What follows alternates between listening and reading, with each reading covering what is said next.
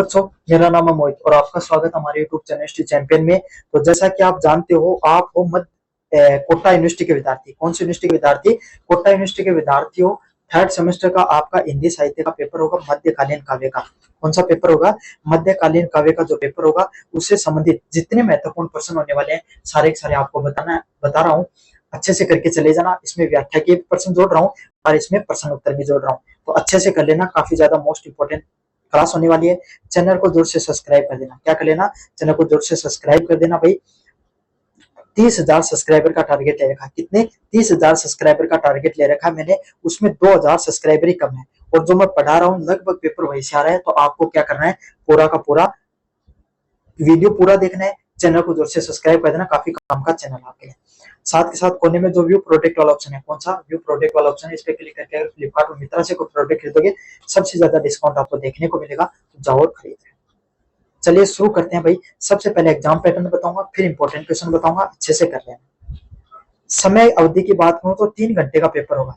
कितने घंटे का पेपर होगा? 3 घंटे का आपका सामने पेपर देखने को मिलेगा। लिखने वाला पेपर होगा। कैसे पेपर होगा? लिखने वाला पेपर होगा। पूर्णांक की बात करूं, कितने नंबर का पेपर होगा भाई? 100 नंबर का पेपर देखने को मिलता है। कितने नंबर का पेपर देखने को मिलता है? 100 नंबर का पेपर देखने को मिलता है और 3 घंटे का आपका पेपर देखने को मिलेगा।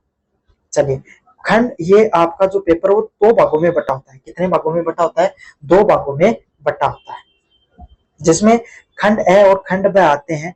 खंड ए में आपके सामने प्रत्येक यूनिट से आपकी सिलेबस में 5 यूनिट है। कितनी यूनिट है? 5 यूनिट है। 5 यूनिट से 2 प्रश्न आते हैं। कितने प्रश्न आते हैं? 2 प्रश्न आते हैं। प्रश्न भी अभी बता दूं आपको किस प्रकार के आएंगे। प्रश्न आपके सामने जो कोई भी कवि का नाम हो गया, लेखक का नाम, इस प्रकार के प्रश्न ज्यादातर देखने को मिलते हैं। तो 10 प्रश्न आपको टोटल देखने को मिलेंगे और प्रत्येक प्रश्न का सोल्यूशन आपको कितने शब्दों में बनाना है? 20 शब्दों में। 20 शब्दों का अर्थ है आपको 3 से 4 लाइन। जो आपके सामने कॉपी आती है ना आपकी, उसके 1 लाइन, 2 लाइन, 3 लाइन मैक्सिमम, इससे ज्यादा नहीं बननी है। काफी बच्चे इन्हीं में आधा आधा पन्ना भर देते हैं और फिर लास्ट में कहते हैं सर हमारे तो नंबर नहीं बने, टाइम नहीं बचा हमारे पास। क्यों? क्योंकि आपने गलती की। तो आपको इस चीज का ध्यान रखना है। आपको सिर्फ 3 लाइन से ज्यादा नहीं लिखना होता है। फिर अगले वाले प्रश्न आते हैं आपके सामने खंड ब में। खंड में क्या होते हैं? प्रत्येक यूनिट से 2 प्रश्न आते हैं भाई। 5 यूनिट आपकी, तो 500 यूनिट से क्या? यूनिट फर्स्ट से 2 प्रश्न, यूनिट सेकंड से 2 प्रश्न, यूनिट थर्ड से 2 प्रश्न, यूनिट 4 से और यूनिट 5 से 2 प्रश्न। उसमें से अथवा में प्रश्न आता है ना। कुछ यूनिट से व्याख्या के भी प्रश्न आएंगे, कुछ क्वेश्चन में, कुछ यूनिट में साधारण भी प्रश्न देखने को मिलेंगे। उसमें से एक एक प्रश्न आपको प्रत्येक यूनिट के हिसाब से करना है। क्या करना है? प्रत्येक यूनिट के हिसाब से आपको एक एक प्रश्न करना होता है। तो समझ में आ गया? आपको कितने प्रश्न होंगे? 5 क्वेश्चन करने होते हैं। कितने क्वेश्चन करने होते हैं भाई? लॉन्ग टाइप में 5 क्वेश्चन करने होते हैं। इसमें 500 शब्दों में, कितने शब्दों में? 500 शब्दों में। इनमें जितना मन में आए ना उतना लिख दो। जितना आपके मन में आए, जितनी आपके मन में लिखने की है ना उतना लिख दो। लगभग 3 पेज। 3 पेज कितने होते हैं? आगे पीछे का एक, ये पेज है, इसका आगे का पीछे का एक, दूसरा आगे पीछे का, तीसरा आगे पीछे। इस हिसाब से आपको 3 पेज भरने। 3 पेज भरोगे तब आपके सामने आप अच्छा स्कोर कर पाओगे। समझ में आ गया? चलिए शुरू करते हैं अब इंपॉर्टेंट क्वेश्चनों की। और प्रत्येक प्रश्न लॉन्ग टाइप भाई 16 नंबर का आता है। कितने नंबर का आता है? 16 नंबर का आता है। तो 80 नंबर का कंटेंट ये होता है। अब आपको बता देता हूं सारे के सारे इंपॉर्टेंट क्वेश्चन कौन कौन से आपको करना है। यूनिट फर्स्ट में मैंने लिए हैं क्या? व्याख्या। 100% व्याख्या के प्रश्न आएंगे यूनिट फर्स्ट में। पहला प्रश्न है, मेरे भव बाधा हरो राधा नागरी सोई। बिहारी की जो आपके सामने क्या है? प्रसिद्ध व्याख्या है। ये देख लेना, ये वाली व्याख्या क्या नाम है? मेरे भव बाधा हरो राधा नागरी सोई, जा तन को जाई पड़े श्यामल हरित धुती हुई। समझ में आ गया? ये काफी बिहारी के द्वारा लिखी गई सबसे शानदार 100% व्याख्या का प्रश्न है। हो सकता है यही प्रश्न आपको देखने को मिलेगा 100% व्याख्या का। अच्छे से कर लेना यूनिट नंबर फर्स्ट से। चलिए यूनिट नंबर सेकंड की बात करें, उसमें केशव दास के द्वारा लिखी गई पंक्तियों में से, बानी जागरणी की उदारता बखानी जाए, बानी जागरणी की उदारता बखानी जाए, ऐसी मति उदित उदार कौन को भई। कौन की भई? ऐसी मति उदित उदार कौन को भई, देवता प्रसिद्ध सिद्ध ऋषिराज तप बद। क्या है? देवता प्रसिद्ध सिद्ध ऋषिराज तप बद, कहीं कहीं हारे सब कहीं न काहू लाए। क्या है? केशव दास के द्वारा लिखी गई पंक्तियां हैं। बानी जगराने की उदारता बखाने जाए, ऐसी मति उदित उदार कौन को भाई, देवता प्रसिद्ध सिद्ध ऋषिराज तप बंद, कहीं कहीं हारे सब कहूं न कहीं काहू लाए। तो ये केशव दास के द्वारा लिखित प्रसिद्ध पंक्तियां हैं। ये आपको करके जानिए, देखने को मिलेंगे।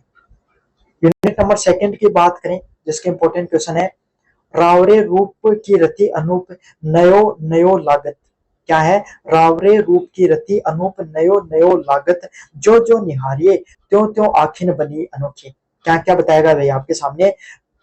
रावरो रूप को रति अनूप है, नयो नयो लागत, जो जो निहारे, जो जो निहारते हो त्यों त्यों आखिन बनी अनोखी, अनोखी बन गई है और उनको त्यारी। तो ये आपके सामने ये प्रश्न है जो यूनिट नंबर सेकंड से जो प्रश्न है इसको अच्छे से कर लेना भाई। प्रश्न क्या। अगले वाला प्रश्न है, ईला ने देनी अपनी हलारियो हुलाए पूत सिखानो पालनो मरण बढ़ाए माए। तो ये आपके सामने, ये जो चौथी आपके सामने सबसे प्रसिद्ध जो आपके सामने सब व्याख्या है, एग्जाम में बार बार आती है, ये मैंने बता दिया, इसको अच्छे से कर लेना। चलिए अब इंपॉर्टेंट क्वेश्चनों की बात करें पर, जो आपके एग्जाम में देखने को मिलेंगे भाई, ये देखने को ही आएंगे, ये समझ लेना, आएंगे एग्जाम में।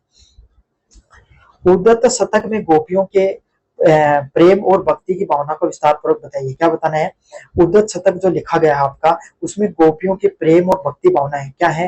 गोपियों की प्रेम भावना कैसे काम करती है और भक्ति भावना कैसे काम करती है, उसको विस्तार पूर्वक बताना है।